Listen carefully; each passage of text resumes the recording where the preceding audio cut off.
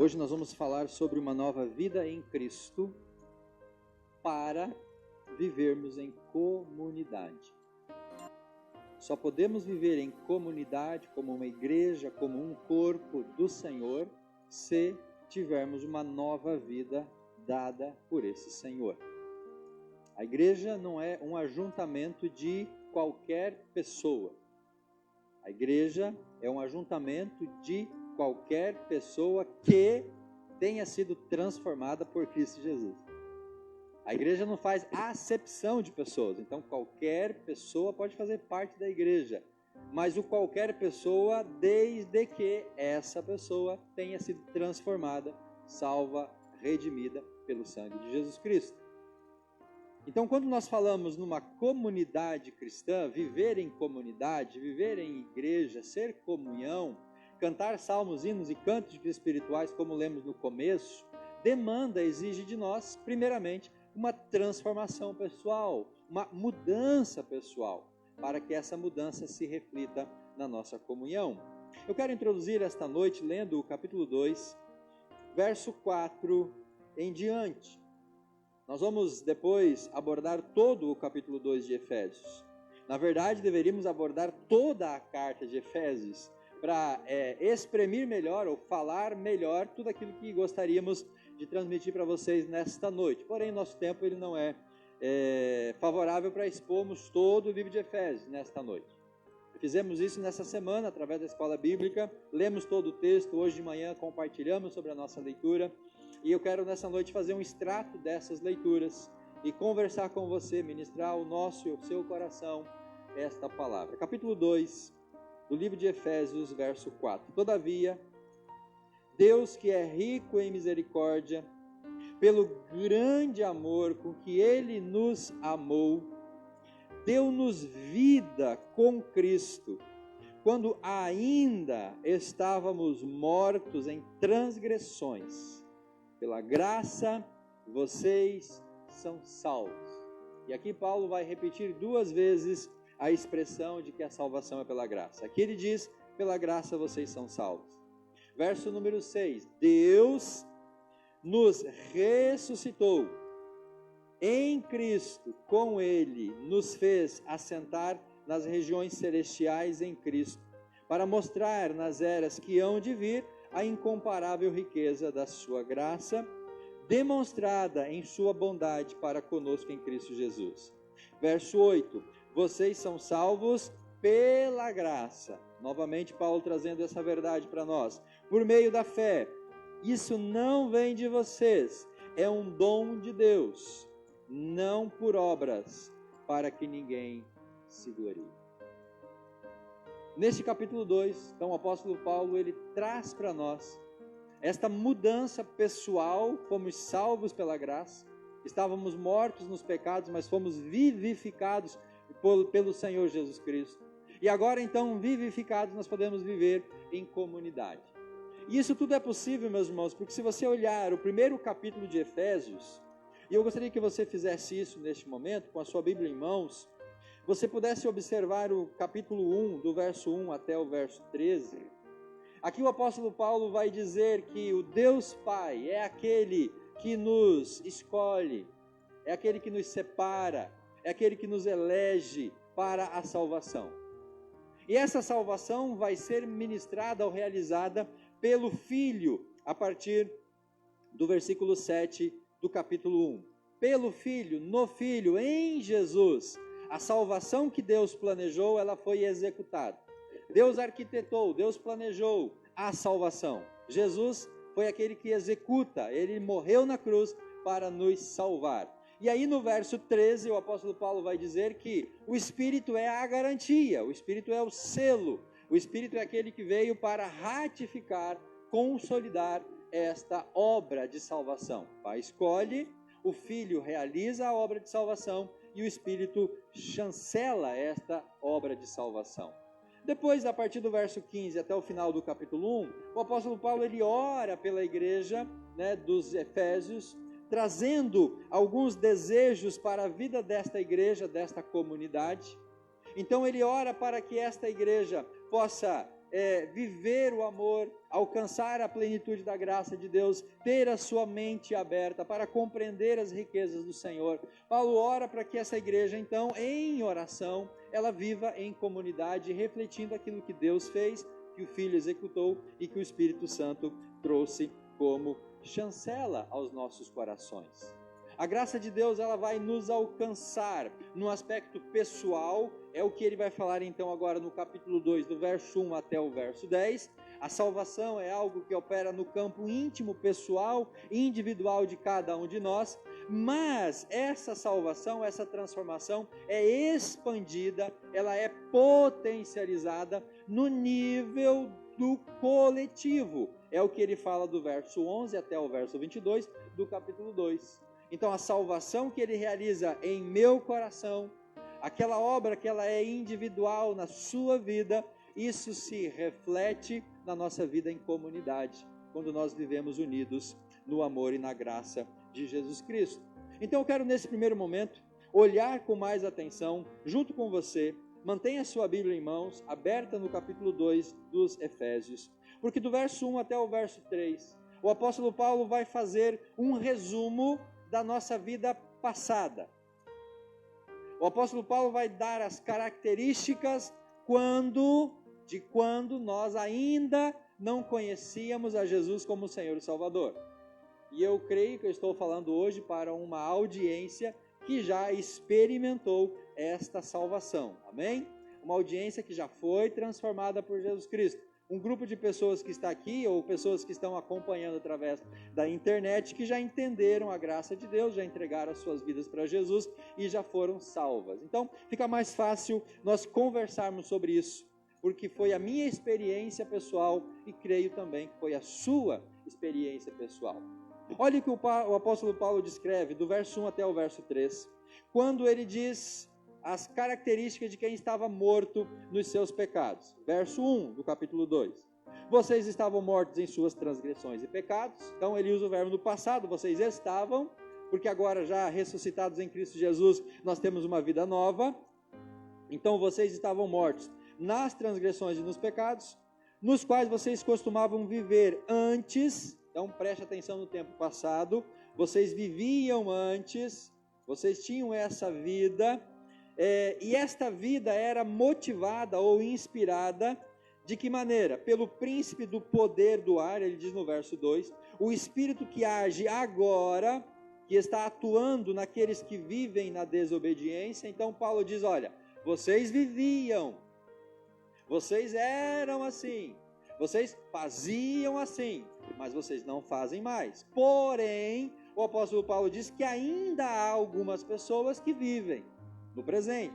Ainda há algumas pessoas que fazem aquilo que outrora a gente fazia, porque nós já mudamos de categoria, se é assim que eu posso usar esse termo. Aqueles que agora ainda estão na desobediência. E no verso 3, Paulo fecha essa primeira ideia, dizendo que anteriormente todos nós também vivíamos, olha o tempo pretérito, entre eles, satisfazendo as vontades da nossa carne, seguindo os seus desejos, ou os desejos da carne, e os pensamentos, o pensamento humano. Como os outros éramos, olha o pretérito aqui, por natureza, merecedores da ira de Deus. E aqui Paulo fecha essa primeira ideia, dessa retrospectiva de uma pessoa morta nos seus pecados. E quando nós olhamos para isso, meus irmãos, nós temos que ver aqui uma radiografia, um raio-x, ou talvez até uma tomografia da sua vida antes de você conhecer Jesus como Salvador. Porque ao ler esse texto, eu me vi nesse texto. A minha descrição pessoal antes de confessar a Cristo, antes de receber Jesus como Salvador. Então, quais são as características que Paulo apresenta aqui para nós? Quero que você preste atenção nelas. São 4 características que eu destaco aqui. Primeira, andam conforme o mundo. Uma pessoa que não tem Jesus como Salvador, uma pessoa que não se encontrou com Jesus, a vida dela, ela é motivada, ela é conduzida, ela é inspirada, ela é influenciada pelo pensamento, pelo mundo, pelas coisas que estão fora da vontade de Deus, da palavra de Deus. Então, aquela pessoa que está morta nos seus pecados e delitos, que não entregou sua vida ao Senhor, ela tem esta vida conforme o mundo determina, as características, né, que não vão agradar ao nosso Deus. Primeira qualidade. Segunda característica, e essa é mais pesada, ele diz que essas pessoas andam segundo o príncipe do poder do ar. Pergunta aos irmãos, quem é o príncipe do poder do ar? Quem é o espírito que agora está atuando nos que vivem na desobediência? É o diabo, é Satanás, é o nosso acusador, é o nosso inimigo, é o nosso adversário. E não há como negar que outrora nós também vivíamos, né, inspirados mais pelas coisas do inimigo de Deus do que pelas próprias coisas do Senhor. Terceira característica, nós satisfazíamos a vontade da nossa carne. E aqui a ideia é realmente os pecados, é a devassidão, aquela vida promíscua, aquela vida longe da santidade, da presença de Deus, aquela vida onde tudo pode, onde tudo é permitido, onde tudo é viável, onde nada é proibido e não há nenhuma restrição. Aquela vida que de fato a gente vivia para satisfazer e buscar preencher um vazio no nosso coração, que nunca foi preenchido, porque o vazio do coração do ser humano é exatamente do tamanho e do molde do amor de Deus por nós. Se alguém quer preencher o vazio do seu coração, essa pessoa precisa buscar em Deus, porque é o amor de Deus que tem o tamanho e o formato exato que vai assim encaixar no seu coração. E o vazio do seu coração, ele é diferente do vazio do meu coração, mas o amor de Deus, ele se amolda exatamente à sua e se amoldou à minha necessidade. Então, Paulo está dizendo aqui que a pessoa que não tem Cristo como Salvador, ela vai satisfazer as vontades da carne, do ser humano, porque é nessas coisas que as pessoas buscam preencher a sua vida. E nós sabemos, meus amados, queridos, que uma coisa vazia não pode preencher outro vazio. Por que a pessoa sempre está na mesma forma? Por que a pessoa sempre faz as mesmas coisas? Repetidamente, ela sempre tem o mesmo estilo de vida, porque ela quer preencher o vazio buscando em coisas vazias. Um vazio não enche outro vazio, mas é o amor de Deus que enche o vazio do nosso coração. E a quarta característica que eu destaco são filhos da ira de Deus, ou aquelas pessoas que, segundo esse estilo de vida, no finalzinho do verso 3, Paulo diz, éramos por natureza merecedores da ira. Filhos aqui tem essa característica de merecer, de uma consequência, de um resultado, de um salário. Em lugar do amor, da misericórdia e da graça de Deus, viver longe do Senhor vai nos levar a desfrutar amargamente, experimentarmos a ira de Deus no dia do julgamento, onde as coisas se encerrarem. Aqueles que não entregaram suas vidas para Deus vão experimentar não a misericórdia, não a graça, não o amor, mas vão provar da ira de Deus. E nem por isso ele deixará de ser Deus, porque ele é justo. E ele vai agir ou vai retribuir cada um conforme as suas obras. Assim diz a palavra de Deus. E como consequências, meus irmãos, qual que é as consequências desse estilo de vida? Agora nós temos que avançar um pouquinho então no texto e ir lá para o verso número 12. E o verso 12 vai trazer aqui 4 dessas características como consequência por viver longe do Senhor. Veja o que o apóstolo Paulo escreve no verso 12. Naquela época, e ele usa o termo passado ainda, porque ele está falando para pessoas salvas, vocês estavam sem Cristo, separados da comunidade de Israel, sendo estrangeiros quanto às alianças da promessa, sem esperança, sem Deus no mundo. E aqui a gente resume em 4 consequências: viver sem Cristo, estar excluído, não ter esperança e andar com Deus. Ou seja, uma vida sem graça. Uma vida de depressão, no sentido geral. Uma vida de angústia, uma vida de vazio, uma vida de busca eterna, mas nunca conseguindo alcançar aquilo que a gente tanto quer alcançar. Esta é a consequência para quem vive sem o Senhor. E nós temos, segundo o relato do próprio apóstolo Paulo, pessoas que ainda vivem desta maneira nos dias de hoje.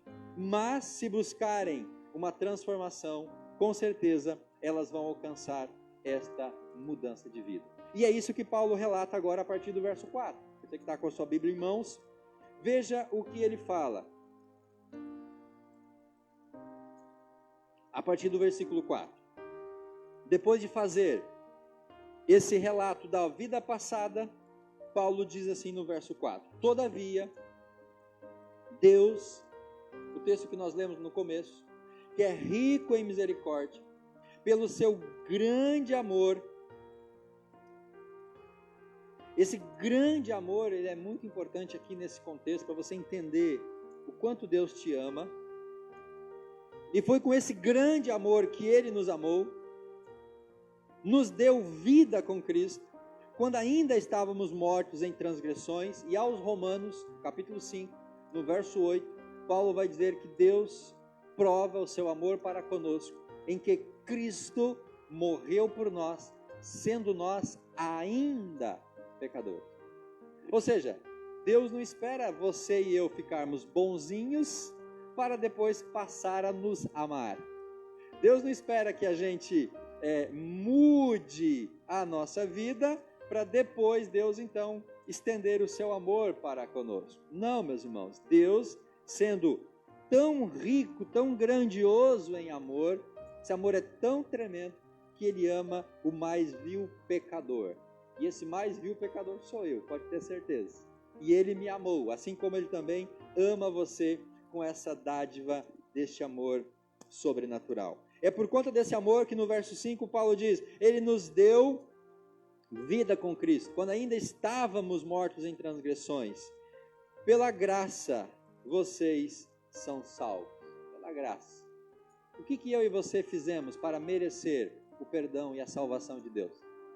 O que você fez para merecer a salvação e o perdão de Deus? Podemos até pensar aqui algumas coisas que a gente fez, mas eu quero dissuadir você desse pensamento, de que nada daquilo que a gente fez e que a gente possa porventura pensar que foi algo para a nossa salvação, de fato foi. Porque a salvação é pela graça. E se é graça, é 100% graça. Não tem isso aqui que nós possamos fazer para a nossa salvação, porque se fizermos isso aqui, já não é mais totalmente pela graça. A salvação foi pela graça de Deus, e Paulo fala isso. No verso 6 ele diz, Deus nos ressuscitou com Cristo, e com Ele nos fez assentar nas regiões celestiais em Cristo Jesus. Então Ele nos tira do lamaçal do pecado, nos tira daquela velha vida que desagrada a Deus, muitas vezes aquela vida de pecado, de promiscuidade, de devassidão. Ele nos tira lá do lodo, nos salva, nos santifica, nos purifica, nos lava e nos coloca assentados numa condição diferenciada. E eu lembro aqui, meus irmãos, daquele homem endemoniado, aquele homem que vivia nos sepulcros, aquele gadareno ou gerazeno, que os evangelhos relatam. Quando Jesus atravessa o mar, ele chega numa certa cidade, e ali vem uma pessoa dos cemitérios, dos túmulos, uma pessoa totalmente possessa, ao encontro de Jesus. Jesus liberta aquele homem daquela condição deplorável, e quando as pessoas da cidade vêm ao encontro de Jesus, elas chegando encontram uma cena, aquele homem assentado, aquele homem vestido, e aquele homem em perfeito juízo. É isso que o Senhor Jesus faz por nós. Ele nos tira daquele estado lastimável, Ele muda a nossa vida, e agora Ele nos coloca numa condição diferenciada. E é isso que Paulo diz aqui, Ele nos colocou assentado nas regiões celestiais em Cristo Jesus. A transformação, ela foi completa. E isso só é possível quando nós recebemos a vida. E quando a gente recebe vida, o que passa a nos caracterizar? Verso 4, nós somos amados, o amor de Deus, ele abunda no seu e no meu coração. Então, a partir de hoje, querido, você nunca mais pode dizer, ninguém me ama. A partir de hoje, você nunca mais pode declarar isso, mas ninguém me ama, porque existe alguém que te ama. Alguém que está muito preocupado com a sua vida e a sua família e a sua condição. E esse alguém que te ama é Deus. Se à sua volta, se nos seus relacionamentos, você não se sente amado ou amada, você precisa então se relacionar mais intimamente com o Senhor, porque Ele te ama E é isso que a palavra está dizendo. Em muitas outras passagens, Deus demonstra o seu amor. Romanos 5,8, que eu já mencionei, e o texto mais sublime sobre o amor de Deus, João 3,16. Porque Deus amou o mundo de tal maneira que deu o seu Filho único para que todo aquele que nele crê não pereça, mas tenha a vida eterna. Então Deus te amou e Ele ainda continua te amando e que você possa usufruir desse amor de Deus. Segunda característica de uma pessoa que é vivificada por Cristo, essa pessoa passa a ter vida. Verso 5, Paulo diz que Ele nos vivificou e no verso 6 diz que Ele nos ressuscitou. Então agora, amados, nós podemos viver. Que tipo de vida? Não aquela vida que a gente tinha antes. De tristeza, de amargura, de ódio, de inveja, de intriga. Sabe aquela vida toda desfeita, aquela vida toda bagunçada? Não, agora nós podemos seguir e ter a vida que Deus promete para nós. E aí você precisa ler João 10:10, aonde a Bíblia diz que o ladrão vem para roubar, matar e destruir. Mas eu vim para que vocês tenham vida e vida em abundância. Então, ser alcançado por Jesus Cristo, ser vivificado por Jesus, é poder usufruir esta vida em abundância. Abundância na sua casa, abundância na sua família, abundância no seu trabalho, no seu lar, nos seus relacionamentos. Você pode agora transbordar vida. Você pode viver uma vida com sentido e você pode também levar esta vida para as outras pessoas. Verso 6, como eu já mencionei, Paulo diz que Ele nos ressuscitou. Então estávamos mortos e agora Ele nos ressuscita. Então Ele nos traz a vida novamente. Ele tira a nós diretamente da morte e devolve a nós a vida em Jesus Cristo. Como eu já mencionei no verso 6, estamos agora assentados. Agora nós estamos numa condição favorável. Agora nós podemos desfrutar. Agora nós podemos experimentar todas as dádivas do Senhor. E a última característica aqui que eu menciono está no verso 7. Que esta mudança, essa transformação, agora pode servir como um exemplo. A condição transformada agora é um testemunho. E o apóstolo Paulo diz no verso 7, para mostrar nas eras que hão de vir a incomparável riqueza da sua graça, demonstrada em sua bondade para conosco em Cristo Jesus. Uma vez que você foi salvo, uma vez que você foi redimido, uma vez que você foi restaurado por Jesus Cristo, que você recebeu vida, agora você vai ser como um testemunho para as pessoas que estão à sua volta. E o que isso traz de consequência? Bom, vamos lá para o verso 13, verso 14 e o verso 15 e 18. Algumas consequências desta nova vida que nós temos em Cristo Jesus. Destaco aqui apenas 4 dessas consequências. A primeira no verso 13, viestes para perto pelo sangue de Jesus Cristo. Ou seja, estamos agora próximos. Outrora estávamos longe, outrora estávamos distantes, separados, longes, fora, excluídos, mas em Cristo, pela obra do Senhor Jesus Cristo, nós somos aproximados pelo sangue de Jesus Cristo. O sangue derramado na cruz nos purificou, nos lavou, nos limpou, e agora Deus, então, Ele nos convida para estar diante dEle, cada vez mais íntimos, cada vez mais próximos. No verso 14, o apóstolo Paulo diz assim, que Ele derrubou toda a parede de separação no seu próprio corpo. Então, agora nós fazemos parte do corpo de Cristo, parte da família de Deus. Agora nós fazemos parte da comunidade dos salvos, dos redimidos. Aqueles que antes estavam distantes, alheios e sem nenhuma vantagem, porque estavam distantes do Senhor, não eram filhos, não eram salvos, agora pertencem ao corpo de Cristo. Agora você faz parte da comunidade cristã. Agora você faz parte da igreja do Senhor. E no verso 15, ele traz para nós uma consequência que ela é muito importante. Fazendo assim, temos paz, diz o apóstolo Paulo. Paz, meus irmãos, paz. Paz é uma consequência de quem tem vida do Senhor no seu coração. Viver em paz, estar em paz, deitar, colocar a cabeça no travesseiro e poder dormir em paz. Isso é algo que só o Senhor pode fazer por nós. Porque essa paz, ela é advinda do quê? Do perdão dos nossos pecados. Se outrora as nossas culpas, as nossas falhas, os nossos medos, eles nos atormentavam, agora nós somos perdoados, agora nós podemos ter paz. Se antes por a nossa vida ser uma vida um pouco complexa e complicada e comprometida, ninguém tinha paz, a pessoa não podia viver em paz, estava sempre desconfiada de alguma coisa, agora a pessoa pode ter paz, porque nada daquilo que lhe acontecer vai tirar esta paz. Quantas pessoas que não conseguem viver em paz hoje, meus irmãos? Não conseguem viver em paz por quê? Porque não foram alcançados por essa nova vida. A vida ainda é atribulada, a vida é ainda cheia de coisas que traz dissabores, traz tristezas, traz conflitos. A paz é algo que de fato não faz parte da vida dessa pessoa. E logo esse Senhor, que é o príncipe da paz, é aquele que traz paz aos nossos relacionamentos. Então em Cristo nós temos paz. E a última consequência que eu quero destacar está no verso 18. Temos acesso ao Pai no Espírito Santo. Além de ter paz, você tem acesso ao Pai. Não ao seu Pai de carne, não ao seu Pai terreno apenas. Você tem acesso ao Pai celestial.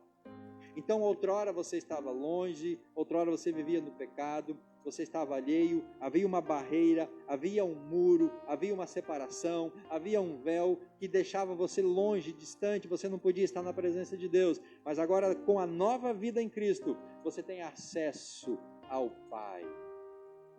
Meus irmãos, não sei se vocês têm filhos pequenos, médios ou grandes, mas quando o filho chega aonde você está e o filho se joga, nos seus braços, ele pede colo. Como é bom poder receber o filho na nossa presença e poder abraçar, poder beijar, poder fazer aquele afago nos nossos filhos. É ou não é bom, meus irmãos? Você que tem criança, filho pequeno, como é bom poder receber o filho e todo o carinho que o filho expressa em favor do seu pai. Agora imagine Deus como nosso Pai. Quando a gente se achega a Ele, quando a gente está na presença dEle, o quanto isso não traz alegria e satisfação ao coração do nosso Deus.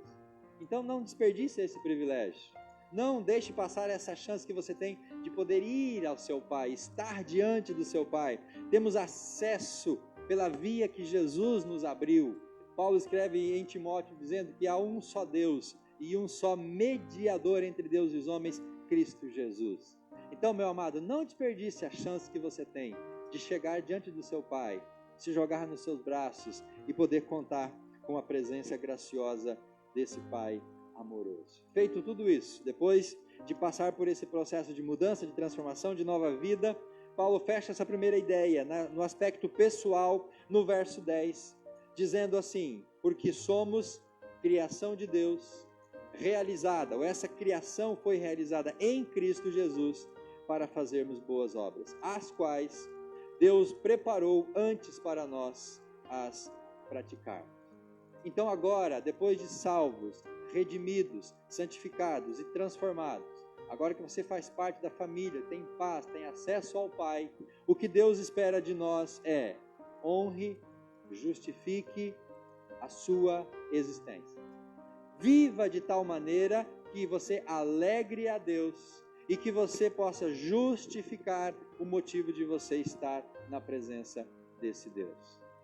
Viva de tal maneira, pratique essas boas obras, tenha uma vida ativa na presença de Deus, na comunidade dos santos, dê um bom testemunho, contribua para o bem de todos, porque isso vai, de uma certa maneira, honrar e glorificar o Deus que te salvou, te remiu e te formou. Fomos feitos, fomos criados para boas obras, para o louvor e adoração do nosso Deus, para sermos testemunhos, para sermos fonte de inspiração e para levar outras pessoas também à presença deste Deus. Nunca podemos, irmãos, estar em débito com o nosso Deus. Devemos viver cada segundo, cada instante, cada momento da nossa vida de tal maneira que honre tudo aquilo que Ele fez por nós. Porque a pior coisa para um pai é um filho que não honra, um filho que não retribui, um filho que não glorifica aquilo que o pai fez por ele, ou aquilo que o pai almeja e espera deste filho. Fechamos essa primeira parte, onde Paulo trata da questão pessoal. Agora, a partir do verso 11, até o final do capítulo 2, Paulo trata de uma questão comunitária. Então, uma nova vida em Cristo para uma nova vida em comunidade. E essa transformação pessoal, íntima e particular, ela vai ser o elemento, a base, o alicerce para a nossa vida agora na comunidade, no corpo de Cristo. E no verso 11, Paulo começa essa segunda parte dizendo, portanto, e esse portanto, ele remete para aquilo que ele disse anteriormente, à luz de, a partir disso, com base naquilo que eu já lhes disse, qual que é a exortação do apóstolo Paulo? Lembrem-se de que anteriormente vocês eram gentios por nascimento e chamados incircuncisão pelos que se chamam circuncisão, feita no corpo, por mãos humanas, e que naquela época vocês estavam sem Cristo, separados da comunidade de Israel, sendo estrangeiro quanto às alianças da promessa, sem esperança, sem Deus no mundo, mas agora em Cristo Jesus, vocês antes que estavam longe, foram aproximados mediante o seu sangue. Então agora Paulo trata da esfera comunitária. Agora Paulo trata desta nova vida na igreja, no corpo de Cristo. E no verso 11 e no verso 12, ele igualmente faz um paralelo da vida anterior, a realidade de quando ainda éramos inimigos de Deus. Verso 11 e verso 12, lembre-se, anteriormente, outrora, o passado. E aqui eu destaco algumas questões para a gente pensar. A primeira delas, nós éramos gentios por natureza. Gentio é todo aquele que não é judeu. Gentio é todo aquele que não nasceu numa família de judeus. Por nascimento, por natureza, éramos gentios. E no contexto do Antigo Testamento, o gentio não tinha parte com o povo de Deus. Não fazia parte das promessas, nem das alianças e nem das bênçãos do Senhor. Como gentio, uma segunda consequência no verso 12 era viver sem Cristo. Nós vivíamos não somente pessoal, mas também no ramo da comunidade, sem Cristo Jesus. Por consequência, sem Cristo, separados do povo de Deus, separados da comunidade, longe da família cristã, estranho às alianças, estranho às promessas de Deus e sem Deus no mundo. Vivíamos completamente longe de qualquer possibilidade de, na eternidade, estarmos na presença de Deus. Vivíamos sem qualquer possibilidade de desfrutar dessa comunhão que nós estamos desfrutando hoje como uma comunidade cristã. Do verso 13 até o verso 17, o apóstolo Paulo vai apontar para a realidade presente no ramo da comunidade. Então ele está transferindo para a comunidade aquilo que ele já falou anteriormente na questão particular. Do verso 13 até o verso 17, ele trata então dessa realidade presente na família de Deus. E quais são essas características? Bom, primeiro delas, nós temos vida em Cristo. O sangue de Cristo nos perdoou, nós fomos salvos e nós somos agregados à família. A igreja é a família de Deus. A igreja é o corpo de Jesus Cristo. Então, você faz parte agora dessa família. Você está integrado a esta comunidade. Você recebeu vida, você recebeu graça para poder viver esta vida em comunidade. Naturalmente, agora então você é aproximado. Você estava longe, distante, o gentio não tinha acesso ao templo, não podia adorar a Deus, não podia oferecer nenhum sacrifício ao Senhor, mas agora nós temos a proximidade. Agora nós temos o acesso. Agora nós podemos chegar até o trono de Deus. Agora nós podemos orar. Agora nós podemos cantar salmos, hinos e cânticos como nós já lemos. Agora nós podemos expressar a adoração ao nosso Deus, porque fazemos parte desta comunidade, fomos aproximados pelo sangue de Jesus. Aquela separação agora dá lugar à paz. Antes em separação, agora nós somos pacificados. Olha o verso 17, ele veio e anunciou a paz a vocês que antes estavam longe, e a paz aos que estavam perto. Então agora todos nós podemos viver a paz de Cristo na nossa vida, no nosso relacionamento. E do verso 18 até o final do capítulo 2, Paulo trata dos benefícios dessa nova realidade na comunidade e em unidade com Cristo. E dessas características e desses benefícios, a partir do verso 18, eu quero destacar aqui 4 características. Primeiro, já temos acesso ao Pai. Eu já mencionei isso para os irmãos no verso 18. Pois agora, por meio dele, tanto nós quanto vocês temos acesso ao Pai por um só Espírito. Fazendo parte da comunidade, sendo o povo de Deus, você tem livre acesso ao trono da graça de Deus. Nós fazemos parte da família, verso 19. Portanto, vocês não são mais estrangeiros, olha a linguagem do apóstolo Paulo, nem forasteiros, mas são cidadãos dos santos e membros da família de Deus. Agora você não é um estranho, agora você faz parte da família. Agora você tem uma comunidade para você ser acolhido, para você ser amado. Agora você tem uma família que vai te dar amparo, que vai te dar apoio, que vai te dar tudo que você precisa para crescer na sua vida espiritual. Agora também, como família e como comunidade, nós somos edificados sobre um sólido fundamento. Verso número 20. Quem é o sólido alicerce? Edificado sobre o fundamento dos apóstolos e dos profetas. A nossa fé, a nossa vida, nossa família, tudo que nós temos é agora alicerçado, está estruturado em cima, na pessoa, na promessa, na palavra de Cristo. E pode ter certeza que esse alicerce não vai falhar. Esse alicerce não vai ruir. Esse alicerce não vai desabar em cima de você, porque você está solidificado na palavra de Deus. E com esse alicerce sólido, naturalmente a gente vai poder edificar, a gente vai poder crescer. Jesus é essa pedra angular, Jesus é esse alicerce, no verso 21, no qual todo edifício é ajustado e cresce para tornar-se um santuário santo no Senhor. Então, se você tem um alicerce confiável, sólido e estável, você pode elevar e erguer quantos andares for necessário. Espiritualmente, a nossa base, o nosso alicerce é o Senhor Jesus Cristo e a palavra.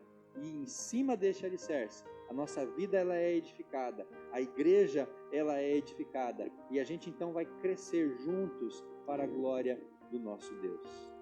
Aquilo que Deus fez no âmbito pessoal, nos tirando das trevas e nos trazendo para a luz, nos dando vida, agora Ele expande essa ideia na vida de comunidade. Estávamos longe da igreja do corpo de Cristo, agora nós fazemos parte da igreja do corpo de Cristo, e na igreja no corpo de Cristo nós temos uma função.